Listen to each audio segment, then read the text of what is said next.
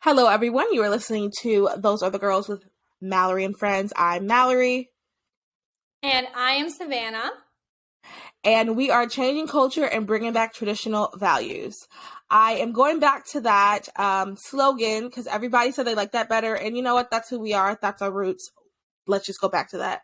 Also, this is a special Teacap because it's not coming out on Saturday. Saturday, Savannah and I will both be, well, this whole weekend, we'll both be booked and busy, but this will come out before that, so you guys will have something fun to listen to on your way to the March for Life. This is the March for Life weekend. For Life. We hope that everybody is going. Yes, I hope you haven't, or drive on out there. Yes. If you are on the fence about going, you should go. By the time you hear this, I'm going to put this out on Wednesday. So when you're traveling Wednesday or Thursday or early Friday morning, you'll have something fun to listen to in the car. And yeah, you should definitely come. If you're on the fence, if you need someone to come with, reach out to me. I'm sure you can even reach out to Savannah too. And you can walk with us so you're not by yourself. I mean, and there's going to be thousands. You'll never feel alone. There's going to be thousands of people. And it's one of the few times, well, I don't ever really feel unsafe, but I know a lot of other people who don't feel safe. They say this is one of the few times they feel like okay. Cause everybody there is 9 times out of 10 a Christian, and everybody there has a similar cause. And the times I've been, it'll be like, no, I'm not exaggerating, like 10,000 pro-lifers to 2 protesters. So there really are tens of thousands, and you really can't explain it. You can't really describe it, and you don't really see, because the media doesn't do a great job covering this, right? They don't talk about it. Really has, and so you really just have to come to see for yourself. And yeah, if you need someone to march with, I mean, yes, like you said, Mallory, you won't feel alone because there are tens of thousands of people, but you might be a little bit intimidated, maybe, because there are so many people. So, I mean, if you go in Live Action's bio, you can march with Live Action. There's a group chat of hundreds of people who are marching together, who are meeting up at one place. Or you can message Mallory, or you can message me, and we'll make sure that you have somebody to be with. I went for the first time when I was in 8th grade, so I don't know how old I was then. But I was young, and that was one of the things that made me realize there are so many people in America who are pro-life. There are so many people who are willing to march. The thing is, it's not like it's this fun vacation thing. We're not going to Bali, right? We're going to DC in the middle of winter, and we're spending a day outside. And it's cold. Heads up. It is going to be freezing. Yeah. The fact that there are so many people who are willing to give up a weekday to do that says a lot. That says a lot. And this is going to be, I think, a very special one because it's our first one after Roe. And this actually started because of Roe. So I don't know what the future of the March for Life is after this week, after this weekend. But I'm guessing maybe they might change to maybe focus more on state marches, or even just do a big celebration in June. I don't know. But this is a very, very special one. I think this is one that, if you, like I said, if you were on the fence, if you're like, I don't know if I should go, this is the one to go to. It's also a good start. I think Melanie and I have both talked about this on the show about good starts. If you want to get involved in the pro-life movement, this is a good place to begin. There are so many things you can be doing. Your local pregnancy resource center is so important. They are the hands and feet. They are, I cannot express how they're needed. I'm going to give a quick story about a pregnancy resource center. So on last Saturday, it was the North Carolina March for Life. So I went to that, and there was a prayer breakfast. And our speaker was Dr. Mark Harrison. And he was one of the people who kind of started with the abortion pill reversal. And he actually lives in Concord, which is right beside Charlotte. And he helped a lady. Hopefully, you guys pray that I can get him on the podcast, because I really want him to talk about what happened. And he helped a lady who had taken the first pill for the abortion pill, but she wanted to not do it. And this was before abortion pill reversal was really big. And she regretted it, and she kind of wanted to take it back, and they were trying to figure out. So they called the pregnancy resource center that I donate to, and he was able to, so the people there were was able to connect to him, and he was able to help her. The baby is like 15 now or something like that. Now, 15 years ago, I was not donating to this pregnancy resource center. 15 years ago, I probably had maybe $2 in my pocket because I was like, 15 years ago, I guess I was maybe like 10. Right. No, or whatever. I was a kid at that time.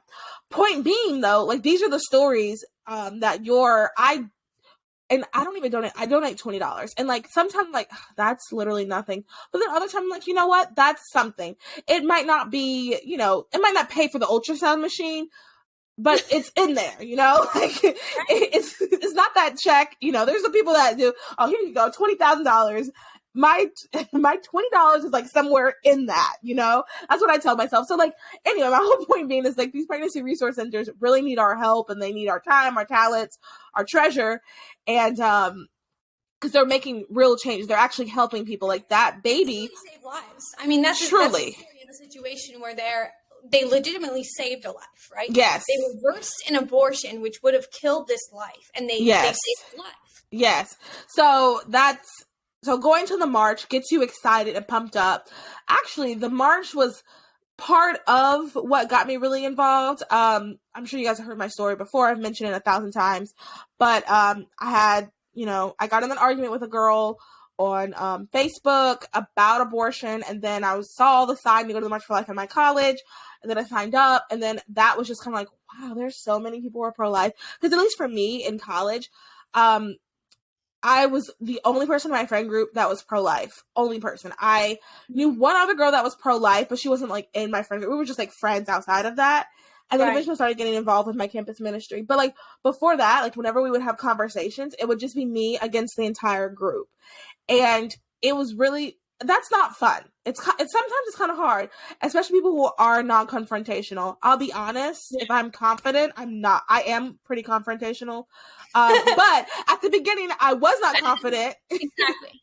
At the beginning, I was not confident, so I was a little nervous. But like once I started like researching and learning for myself and becoming confident, I was like, actually, this. So I went to the march, and like it just really was like, wow, there's so many people who are pro-life. A, B, I didn't even know there was all of these different things I could be participating. I didn't know I could be helping in this capacity. I got involved with Students for Life at my college, and then my grad school, and then blah, blah, blah. But my whole point is like, going is a great first step. You'll be able to meet other people, figure out where you belong in the pro-life atmosphere, because all of your gifts and talents, we've had Angelique on the podcast. She does art, and I mean, amazing. And her talent is really helping. Savannah and I both are great public speakers, not to like toot our own horn, but we're great public speakers, and we're helping in that aspect. Like, there's so many things that you could be doing. Yes. I mean, I can't plug the March for Life enough, okay? This is the largest gathering, the largest national gathering of people who have the same values of the year. Right? That alone should make you be like, okay, maybe I can spend a day doing this. The March for Life, I believe, was started the year after Roe v. Wade was passed.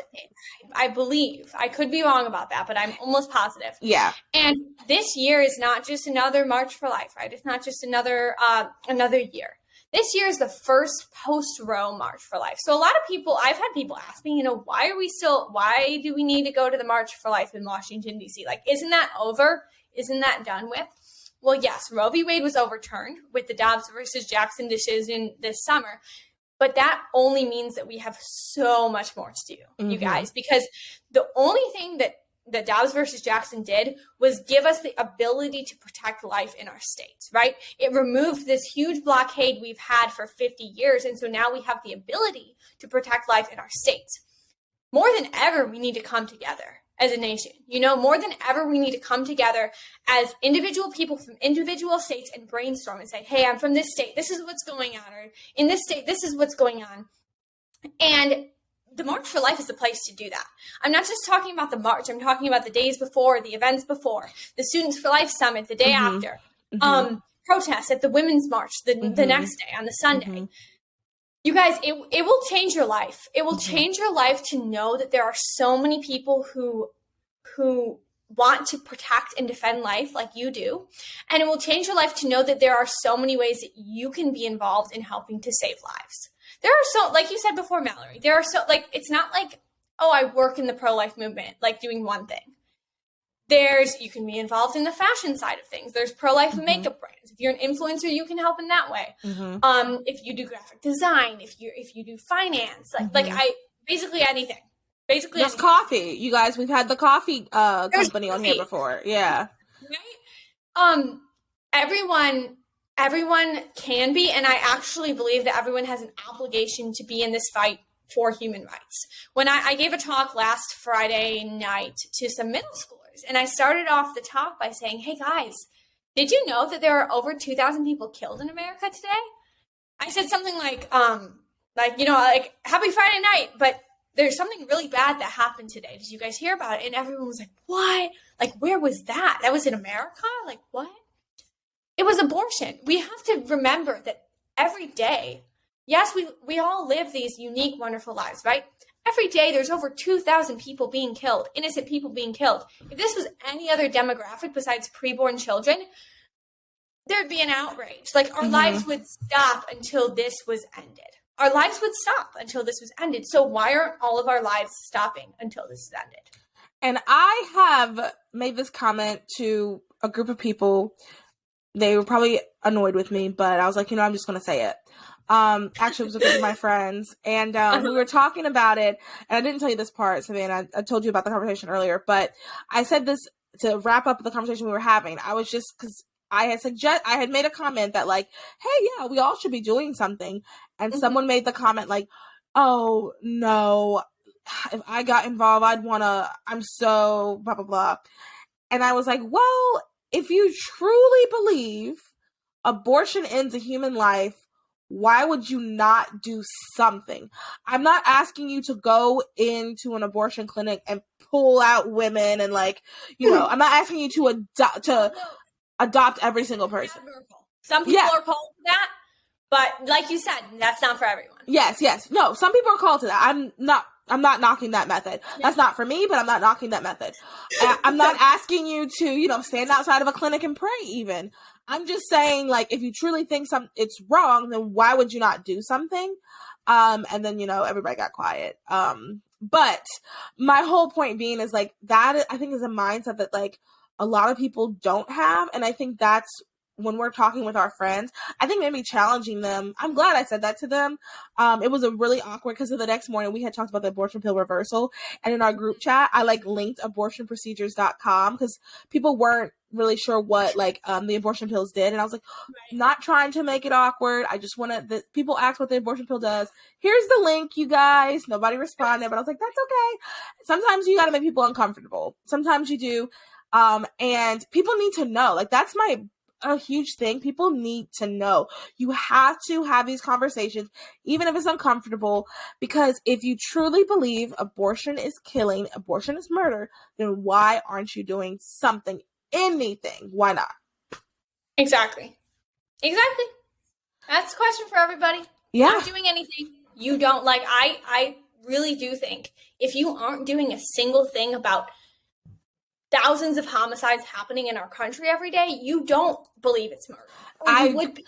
That's, and that's what I've been thinking. I'm like, I wonder if they just really don't believe it's murder, because I feel like you have to do something. But then, and I think I want to give them excuses, because there's tons of pro-lifers, I'm using quotes, who probably aren't doing a thing either. But I'm like, no, if you truly believe it, you have to do something.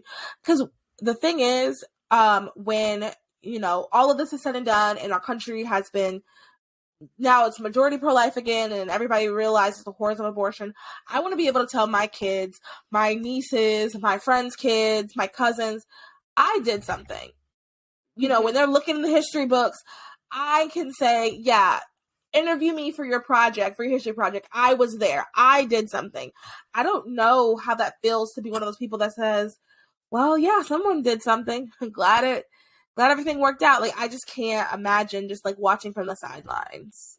Right, and the fact is, right now, no, and that's so true. And I mean, every time anyone mentions that, we're gonna be able to tell our kids we're a part of history. That just gives me chills. Yeah, me too. It's so true. And also the fact is we don't know that everything is going to work out right now, right? We don't That's have true. these glasses to see, like we hope, but we can't see 50, 100 years in the future. We don't know that it's not going to just get worse. But I do True, believe too. that everyone who knows the truth right now, if everyone who knows that abortion kills a human life did something, if everyone just said something, right? Mm-hmm. This can't go on forever. So I do think there's a lot of hope. There's a lot of hope. And yeah, be at the March for Life. Yes. All I have to say, come to the march. Come to the march because, like, I'm sorry, but like this is the catalyst for the whole year. This is where you unite, you connect. Get you with people rejuvenated. Yeah, you connect with people who are like-minded. You connect with people who might be local to you, right? And you say, "Hey, what are we going to do this year to protect life?" This isn't just like a vacation to DC. You know, this isn't just like a fun time to have with friends. This is a time to prepare your whole year. We make New Year's resolutions at the beginning of January. Well, in the middle of January, when we meet for the March for Life, we make resolutions on what we're going to do in the pro-life movement together. Mm-hmm. And like Savannah said earlier too, I just want to reiterate, there's so many summits and conferences and things going on throughout the weekend. Students for Life has one. If you consider yourself progressive, the progressive anti-abortion, who? When is that one? When is progressive? That one. Okay, that one. I know they're doing something on the 19th. Let me pull it up.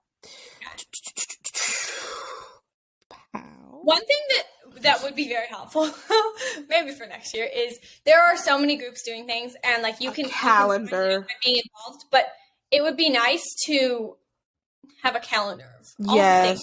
I agree. But also, I mean, every year things overlap. You can't make everything, but if you're even in the area, like just there's stuff going on. So with something that's going on. POW is doing something the 18th at 11 a.m. They're going to be protesting at the DNC. And then on the 19th, they're going to do a rally at the DC Planned Parenthood. Then they're going to do a Rainbow Pro-Life Alliance lunch. And then they have a rescue meeting.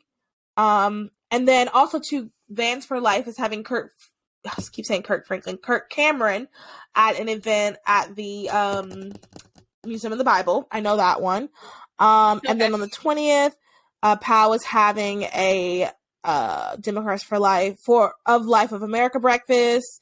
They're doing a march rally. Oh, they're going to show the film Battleground at 8:30, and then they're doing an expo at the Cardinal O'Connor conference. And that's on Saturday. Students for Life also has a conference too. And there's just so many other things. There's this law group. Why can I not remember the name of the law group? Yes, I know what you're talking about. But I don't know what it's called. If you're interested in law, tons of stuff. Look up like Law Pro-Life DC, and you'll find it. It's like another summit, but I believe it's the same day as Students for Life, so you have to kind of pick which one to go to. Yeah. I could be wrong about that. I think you're right. The point is, there's tons of things, you guys. It's a great way to connect. It's a great way to learn. You're going to learn a lot. You're going to hear from tons of pro-life speakers and advocates, and it's 110% worth it. It's totally worth it. It's a good start. I really, really hope to see tons of you there. If you do come, if you do see me there, please say hey. I'd love to say hey, take a fun picture. You know, it really annoys me. I'm sure you have this happen to you too, Mallory. But like, you go to an event, right? And like, you see people, you say hi, and then you get a bunch of like messages on your Instagram that night. Hey, I saw you and like forgot to say hi, or like, yeah. Excuse me, what? Yeah, just come say hi, like. And like, I didn't want to interrupt you. I'm like, please do. Yeah, that's perfectly fine. Interrupt me. Another thing too is, and I'm so bad at this, I'll keep like looking at someone because I know them, and I'll just keep staring, and then I'll just have to go over and be like, you know what? I can't remember your name, but I know you. Hello. I do that all the time. It's like we all do it, you know? Yeah. Like, I'm the worst. Oh my gosh, it's so bad, Mallory. I'm the worst with names. Oh, Absolutely names worst. terrible. For some reason, can't do it. And it's like, it's not because I don't care. So if you're the same way, just be like, hey, and I'll just be like, hey, and we'll figure out each other's names. Yeah, and that's why a lot of times I'll be like, "Hey, I'm Mallory," just to remind people, like, "Hey, I'm Mallory. We've met before." I try to do that to just like, Good idea. make it like ease people's, because I know Right. I will forget a name. I'll remember your face. Like, I can. 100%. If we went to summer camp in like 2002, I'll remember your face. Your name, couldn't tell you, but that face I'll remember. Keeping on the same topic of abortion, I want to discuss with you what's going on with CVS and Walgreens. 2 weeks ago, we also talked about it on the podcast. It's really been on my heart. I think it's because it's really bothering me, and I don't want to say scary, because, God has not given us a spirit of fear. It just really has, I guess, bothering me about what's going to be going on at CVS and Walgreens. So I want to keep talking about it. I want us to keep having these conversations. I want us to continue to make this a priority, in the sense of, when you're thinking of like, oh, I need to post something pro-life related, this could be what you post, because we just have to keep talking about it, because I'm learning from friends that I have outside of pro-life world, which I think everyone who's super involved in pro-life world should have friends outside of pro-life world. So if you don't, work on that. But from learning from friends outside of pro-life world, a lot of people don't know some of this stuff. I had a conversation with a friend who didn't even know that abortion pills were a thing. And in my head, I'm like, okay, how do you not know that? That's becoming so popular. But, if people aren't looking it out, if they consider themselves pro-life already and they haven't decided to do something about it, then they're not going to research it, blah, blah, blah. My point is, like, I think we should just keep talking about it. So we're going to keep talking about it on the podcast. So now I'm going to read an article from CNBC, and then, Savannah, you can just give us your opinion. And this is about the CVS and Walgreens. They plan to sell abortion pill mifepristone at pharmacies after FDA rule change. I'm just going to call it MIF, because I cannot pronounce that word. So just so everybody know, MIF is mifepristone, and I'm probably mispronouncing it, and I'm sorry. Please don't beat me up. I think you're right. I think it's mifepristone. Okay, I'm gonna call it MIF. For the rest of this article, it'll be called MIF. Walgreens and CVS both plan to get certified to dispense the abortion pill MIF to patients in states where abortion remains legal. The FDA dropped long-standing restrictions this week that prevented retail pharmacies from offering MIF. Walgreens and CVS will sell the prescription abortion pill after the... Okay, that's literally the exact same sentence they wrote. Anyway, sorry. The decision was by the two largest drugstore chains in the U.S. will significantly expand access to MIF in states where abortion is legal. The companies cannot offer the pill in states that have completely banned abortion in the wake of the Supreme Court decision that overturned Roe v. Wade. Walgreens plans to be certified and is working through the registration and training of its pharmacists to dispense MIF consistent with federal and state law, spokesperson Fraser Eggerman said. CVS also plans to get certified in states where it is legal to do so, spokesperson Amy Tabolt says. This means patients in many parts of the U.S. will effectively be able to obtain MIF like other prescriptions, either in person at a retail pharmacy or through the mail. That's important. Patients will still need to obtain their prescription from a certified healthcare provider. MIF has become a central flashpoint in the political battle over abortion at the state level in the wake of Supreme Court overturning Roe v. Wade. Several conservative groups have asked the federal court in Texas to overturn the FDA's approval of MIF. Mifstone is the most common way to terminate a pregnancy in the U.S. Some 51% of abortions were performed with MIF in 2020. So, two things. Sorry, Savannah, before you talk, I want to just make note of two things.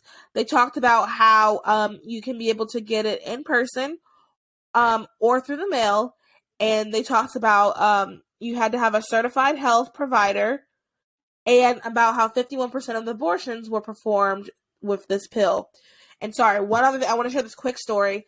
Abby Johnson came to Charlotte last Friday, and she did a showing of her And Then There Were None movie. Really good. If she does a showing in your town, you should definitely go see it. I even think she said there's going to be showings in DC at the March, throughout the weekend. I think that's what she said. So if you can find a town, it's really good.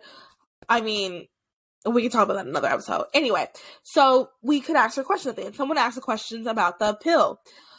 she explained that so the abortion pill there's two parts to it. There's a part that kills your baby, and then there's a part that helps expel the baby. So she was explaining that anyone can get a prescription. All you got to do, there's websites you can go to. She said they'll have like a doctor in like I think she said like Germany or Russia or some other place, some country way over there, write you a prescription and then send it to your pharmacy, or even send it to a pharmacy in another country and that pharmacy mails it to you, right? So girls are doing this. So the scenario is a young girl who's scared. She's pregnant. She's scared. She doesn't want to tell anybody that she's pregnant. So she sneakily goes online to get these pills, and she's just trying to do whatever she can to like get rid of this baby as soon as she can. And you cannot take these pills after 12 weeks because she explained that the first pill would kill your child. The second pill is supposed to expel your child. But she explained that like if you are past 12 weeks, the pill might not be strong enough to expel it. So you could be walking around. It's just so sad with like your child passed in your body and you really wouldn't know because in this scenario, this little girl or this young girl hasn't told anyone what's going on. She hasn't really done her research because she's in a moment of crisis, isn't fully thinking, and she could just be walking and then all of a sudden die from sepsis.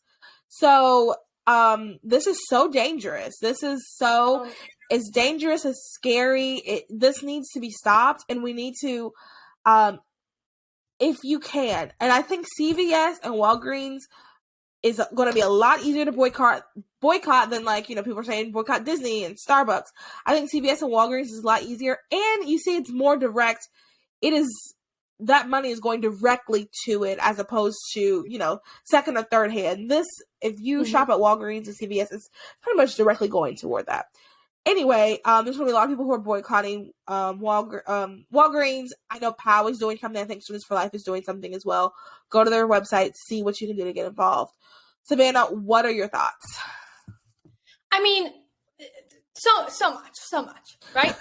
when has a pharmacy ever sold something that is meant to murder? Like, it's literally like it's causing harm. You're taking this to kill your child. We are going to see it's going to be literally like a horror movie.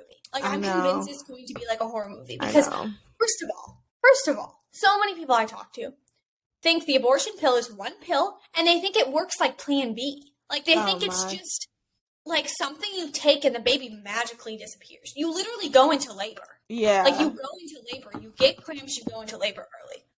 Very early. Second of all, like you said, nobody's going to know how far along these girls are. No. Right? Nobody's going to know how far along these girls are. And these girls are going to be so desperate, right? We know that when these girls are in crisis pregnancies, I've talked to so many people in crisis pregnancies, you're not thinking straight. They're going to say, oh, like only 12 weeks. Oh, I'm like 14, 15 weeks along. Like, that's fine, right? Like, that's fine. Take it and see what happens, right? Nobody does their research and knows that you're supposed to be dispelling a baby. Like, they're going to take it, feel like crap for a few days and be like, oh, this is fine.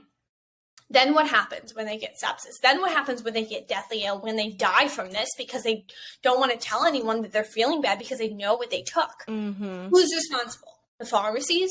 Like, who's responsible for a double homicide? Yeah. You know what I mean? That's essentially, and such a good point. So sick because it was honestly so ironic this weekend. I nanny this little girl on the weekends, and every weekend we start out our day, almost every weekend, her house is like a 5-minute walk from both a CVS and a Walgreens. And she always wants to get like snacks and like random little crafts. And those are the two places that we walk to. So this Saturday, we go and we walk into Walgreens. She found some of the stuff, didn't find some of it. Then we went to CVS and then we went home. I'm just like, okay, when this girl is old enough to get pregnant, hopefully pray God she remains pure, does not have sex till marriage, all this stuff. But in our culture, you never know. You never know. She gets pregnant. Where is she going? To those exact stores, to those stores that are right on her street corner, to get an abortion pill without any concept of, it's you cannot make this easy. This is not abortion, when necessary. Abortion at safe, legal, and rare. Safe, legal, and rare. Yeah. This is literally abortion on your street corner. This is abortion with absolutely no help, no aftercare for women. Nobody would ask women to go into labor by themselves without being checked out by a doctor. And yet we're literally handing a woman something over the counter. She doesn't know what this is going to do. That's the thing that I just think is going to be the most horrible about this. Do women know that that's what the abortion pill is supposed to do? That they're supposed to go into labor? No. They're going to think it's some sort of contraception. And, I mean, Mallory, I don't know. I don't really know how to say this, but, I don't follow, when I'm taking vitamin C, sometimes I take 3 tablets. I don't follow that. You're being honest. Yeah, I'm not going to lie. I do the same thing. I don't always look at, if it's Tylenol, yeah, same. If my headache's bad enough, this should work. Yeah, don't do that, though, you guys. We're not promoting. We're just being honest. But, when we're going through pain, right? So what's to say, okay, the woman takes the abortion pill, right? Yeah. And she still feels sick. Oh, I have to take another abortion pill. Yeah. What? It's just so messed up. It's just beyond comprehension that we have pharmacies offering abortion. Yeah. I watched a documentary. Oh, go ahead. No, go ahead. Well, I was going to say, I watched a documentary a couple weeks ago, or probably a couple months ago at this point. It was on my Vice, actually. And, Vice is very liberal.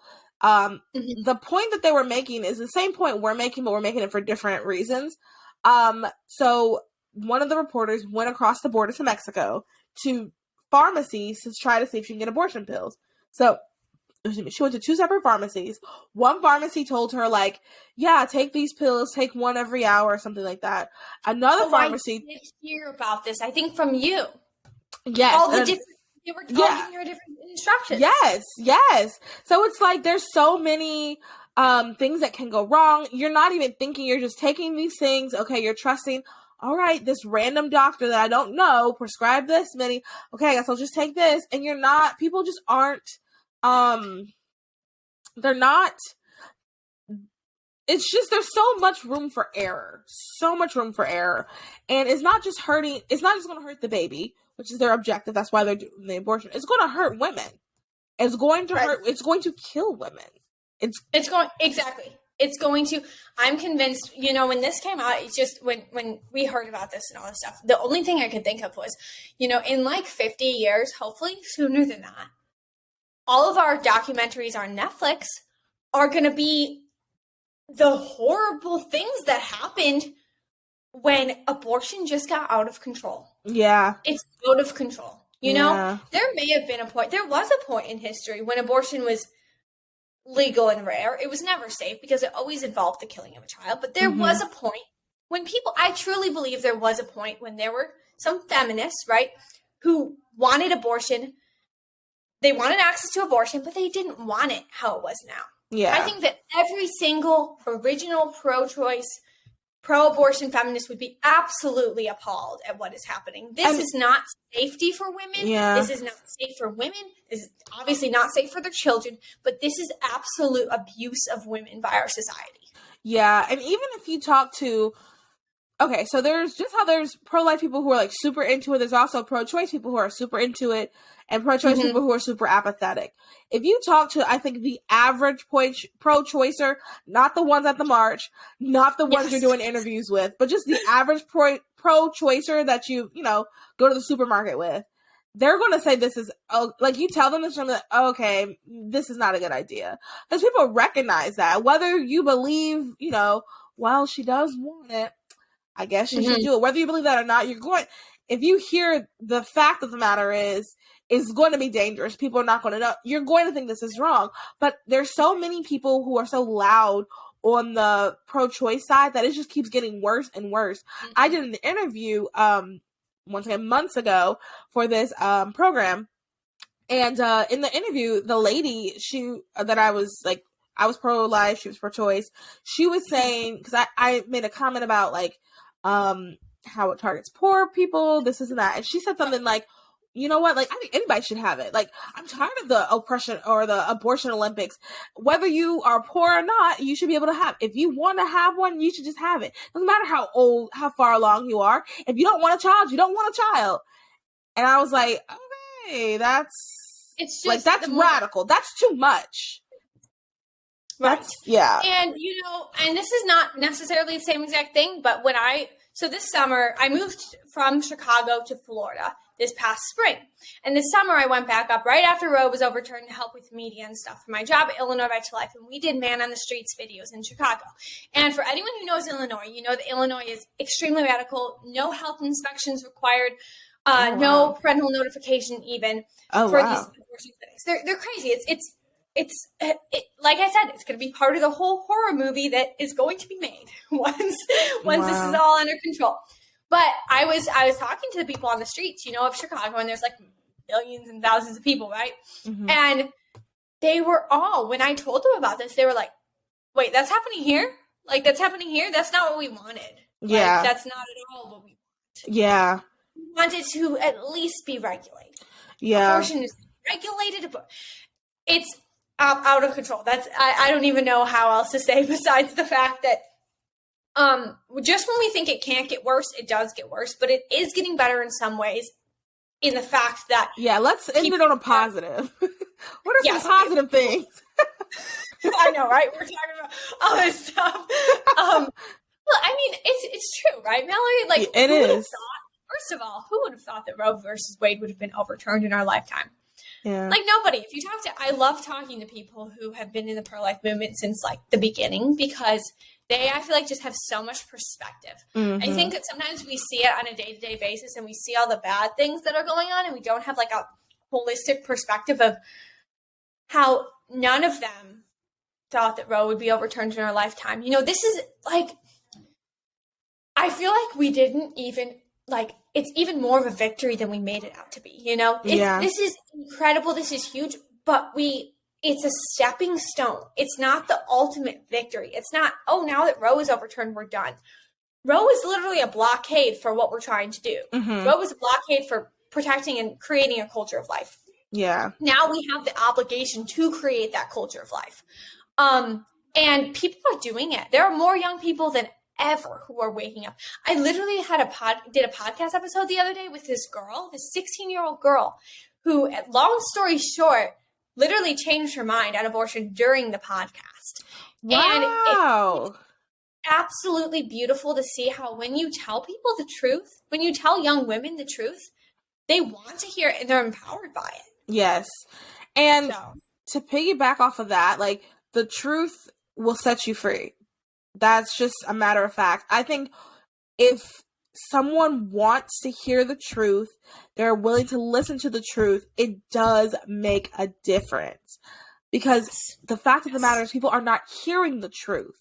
If you are not telling your group of friends, if you are not saying something at your church, if you are not speaking up on social media, there are people who will not hear it. There are people who do not know. And I think that, like, coming to that realization has just really given, like, lit a fire under me once again. Just letting people know. Once people know, then they change their mind, or they're going to, especially if they're Christian, they're going to feel convicted. I mean, there's people who, I've told you guys about this one person I was talking to. She agreed that they feel pain. She agreed that they had a heartbeat. And then she says, so what? Someone like that, that's between them and God. I'm sorry. And exactly. And then you know, right? And then both of you know. Yep. Okay, you agree. It's a human being. She knows. And it's a human being. And it's okay. It's okay to kill them. That's her position. Yep. And the problem is when they don't know. Yeah. Exactly. Yeah. When, God forbid something happens, she goes up to God. She can tell God that herself, Right. God forbid. I pray that God softens her heart. Yeah, it's not on me. I told her, and she said she believed me. So, God, I did all I could. I washed my hands of her, and I'll pray for her, but there's nothing more I can do. And that's all you can do is just tell people the truth. Just continue to tell people the truth. I mean, I prayed for her. She unfollowed me weeks ago, so.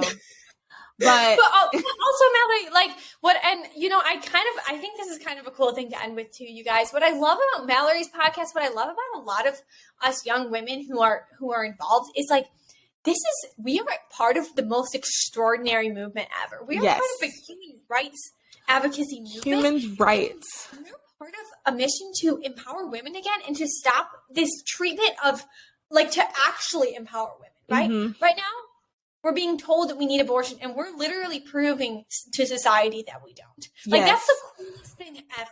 And I feel like a lot of the times, like we said before, we get caught up in this, like, all this, like, bad news. Like, there's always bad news. There's always going to be bad news in this life. There's always going to be bad things that happen. But we can't get caught up in that because we're at a higher level, right? We're at a level of, we know the truth, we know what's good, and we know that we will win in the end. Mm-hmm. And so we need to operate on that attitude every day. You know, we need to operate with that attitude of knowing that we have the truth when we talk to people, when we have these conversations.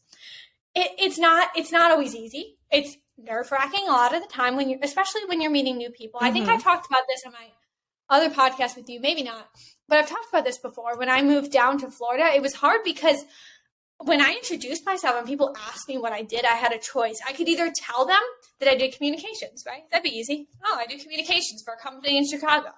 Or I could tell them that I worked in the pro-life movement. That's not as easy. Yeah.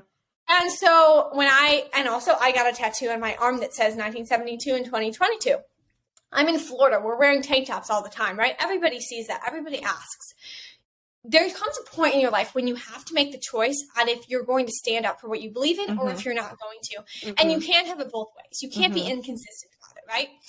And I think it's just a cool note to end on that this is just, we have to not get caught up in all the bad stuff that's happening because we know that we will win in the end, and we know that we're operating on the side of truth and beauty and goodness, and like, there's no more joyful way to live, you know? Amen. Living in the truth and knowing that no matter what, God is on our side. God is on the side that we're on. So even through persecution, even through uncomfortableness, even through friend loss, God is on our side. Not only that, you have other people. You have us, the two of us. You have literally reached out thousands. Yeah. 100% would love to hear from you. Absolutely. And double message me, because if anybody knows me, you know I do not respond. So double message me. If you have ever messaged me and I didn't respond. Mallory, but my Instagram messages get censored. Do you ever have that? Sometimes, and then I'll get like, yeah. And I was talking to Culture of Life Fashion about, because they get this too. And then I'll get like 15 messages about the pro-life movement, like in like weeks later. So if that's why I'm not responding, like, double message me too, because a lot of the times Instagram might be like, oh, that says something about being pro-life. We're not going to let her see that yet. It's so Okay, so anyway, we hope to see you all at the March for Life, and definitely come up to us. 110%. We have one last quick story. It's a story. It'll be like 5 minutes. And I've been trying to talk about this, you guys, for like 2 or 3 weeks. But as you know, if you ever listen to Those Are the Girls, it's never short, because we just get talking and we get excited and blah, blah, blah. Okay, really quick. So this is about the Idaho murder. This is, as you guys noticed, we've been doing like kind of weird science-y things. And I find this very interesting. Savannah, tell me what you think. So they found the Idaho suspect through genetic genealogy. The DNA database have been highlighted and reports the arrest of the Moscow, Idaho quadruple murder suspect was aided by genetic genealogy. Moscow police announced last week a Washington State University grad, Brian Kovanger, has been arrested in connection of the death. GEDmatch shares information with law enforcement in certain instances. It changed in policy in 2019, so users have to opt in for their information to be accessible to police. When users select the public opt-in option, their DNA will be compared with kits submitted by law enforcement to identify perpetrators of violent crimes. The kits do not get run against ones uploaded by the authorities to find violent crime perpetrators if users choose the public opt-out option. Selecting private prevents all matching. Law enforcement is not allowed to use GEDmatch per terms of service, a spokesperson said. They're required to use GEDmatch Pro, which is a purpose-built digital portal for forensic use. The upload process for GenMatch Pro allows investigators to compare DNA kits from unidentified human remains against the entire GenMatch database and compare DNA kits from violent crimes such as sexual assault and homicide against a limited set of DNA kits in the GenMatch database that have actively been selected to opt in. So that's all. I'll link that article. Essentially, so they're using like websites to like match people through genealogy to find like murderers. And I listened to this lady who, she doesn't run this website, but there's another website that does it. She was on Megyn Kelly's podcast, and she was explaining how she found all of these different murderers from people, like someone who was murdered in like the 80s or something. They finally found the killer, and I think the killer is like 70 something. So it really, I mean, they've already lived their life. But the point is, though, like, it's giving people closure. Sometimes also, too, they're able to identify bodies. So, like, you know, one of your family members disappears, you know, maybe has mental health issues and disappears, and you never see them 30 years later. And there's, like, you know, in Indiana, an unidentified body, and you guys live in Connecticut, and then all of a sudden you get this call, hey, we found your relative. So you can get closure, too. So it's really cool. It's also kind of, like, weird. How do you feel about it? It's crazy. I mean, it's crazy because, like, I've used, I don't know about you, but, like, I did the whole 23andMe. I'm nervous about that. They've used to, like, get my ancestry and all that stuff. I mean, I don't know. My opinion might change, but, you know, it's good. Like, they found a murderer. I keep thinking, like, it feels weird. Like, ooh, heebie-jeebies. But at the same time, I'm like, but they found the murderer. They're helping people reconnect. I'm like trying to figure out what's the punchline. Like what? I'm waiting for the other shoe to drop. If anyone has any opinions on it, like I kind of feel like there's something I'm missing because me too. Because it feels wrong, but it's like it's helping people. The other thing is too, it's funny because Mallory was like, "Oh, I want to talk about the Idaho murder case," and I do not. Mallory likes true crime stuff. I hate it. I cannot handle it. I do not need that stress in my life. That stresses me out. But I followed the Idaho murders case because, like, it's so relatable. If you're like a young woman, if you're like a group of friends, you have a group of friends who like hang out a lot, like go out to parties, go out. It's relatable, guys. Like, they came home that night, they went to bed. You know, there were a ton of people. They didn't even think, they didn't lock their door, right? Was that one of the things, or maybe they did? I think they did. I have been following not as close as I normally follow other stuff, because to be honest, I don't like to follow things going on. Yeah. It's just like, you know, I've done that so many times. I've gone out with friends, gone back to their house. We probably left the door unlocked because there's a ton of us. There's a group of us. We think it's going to be fine. It's just so the evil and the like Mallory was kind of talking about this before. Like, did he have a murder to kill those exact people? You mean a plan? Did he have a plan? Sorry, not a murder. Did he have a motive to kill those exact people? Not necessarily, right? Did he kill them absolutely brutally? Yes. Like, it's very scary. It's very scary. And it's especially scary because it's just so relatable. Like, that situation could happen with anyone. This girl was scrolling on TikTok right at night, going to sleep, you know? It's like, it's real life. This stuff happens. Be careful. We have to couple things. We have to absolutely be careful. We have to use discernment, you know? We have to, also too, and this could just be me and my personality, what helps me not, and I don't know if this is a good thing or a bad thing, but what helps me not be so stressed about it is, like, especially if it was random, there's nothing they could have done. So, like, if it's what happened, what happened. I'm so resigned to it. What'd you say? Yeah. You're like, so I'll just be resigned to it if it happens. Like, I hate this. Like, you know, fight back. Everybody fight back, but, like, you know, if they could, like, I mean, you hear about stories, people did everything correct. There's this lady who just straight up disappeared in another state. I don't want to say the state. She straight up disappeared. And I don't want to say. She disappeared. Go out tonight. We cannot have this end on this note. No. I'm just going to say, but I'm going to, like, make it positive.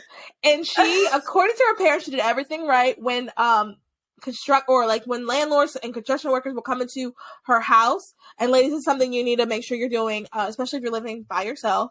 First of all, don't tell people you're living by yourself. But if you are, open the door. If, let's say, maintenance guy is coming into your apartment, open the door and just be on the phone with somebody. Even if you're not really on the phone with somebody, pretend like you are and keep the door open. So if the maintenance guy is coming to fix your shower, the door is open. You're standing by the door. Yeah, Dad, I know. Going shooting was so great last weekend. Yep, I keep my gun with me the whole time, Dad. Don't you worry. Okay, Dad, you're going to come by with your gun too? Yeah, but we can practice, be on the phone. We could do a whole episode on safety tips for girls. Another thing that I just heard, honestly, maybe we should. That would be really cool. I was just thinking that. Another thing, because I have so many things, but I have to go in a few minutes. But another thing that I heard recently through, I don't know, I think it had something to do with the Idaho murders, but make sure, like, if you have a party and you have people you don't necessarily know very well, make sure after they're gone, your windows are all locked, because people apparently will come in, open a window while they're at a party to come back later and sneak through the window. That's crazy. Would have never thought of that. That's good. Ooh. And not that I have parties with people that I don't know over all the time, but sometimes you don't know the people very well. Yeah. And that's just like a tip that, like, you would think about. Like, I don't look every night to make sure my window's locked. Never. Yeah. When I lived I used to live in an apartment by myself, and for my birthday one year, I just invited every single person I knew when I had moved to the town. Didn't know anyone well at all. It was just literally, I was like, I want people here, and I didn't even think to do something like that. So that's a good tip. Yeah. That's a good tip. Okay. Is there anything you want to add really quick? And then, I don't know. I just know that every time we have these podcasts, we could talk for a long time. So. There's like a couple more things I want to say, but that's okay. We can talk another time. Savannah, tell everybody how they can follow you and connect with you. So you can follow me on Instagram at SavSpeaksLife. And then you can also follow my podcast. I have a podcast, yes. Classy Chicks Podcast at Classy Chicks Pod on Instagram. And yeah, I really hope to see everybody at the March for Life, honestly. So thank you so much for having me on, Mallory. It was a pleasure as always. Thank you so much for coming on. Love having you on. And everybody, if you enjoyed this episode, please remember to like, share, review, subscribe, all of the things. And you can listen to us whenever, however you listen to podcasts. And I hope you have a great rest of the day, night, evening, however, and wherever you're listening. Bye. Awesome. Bye.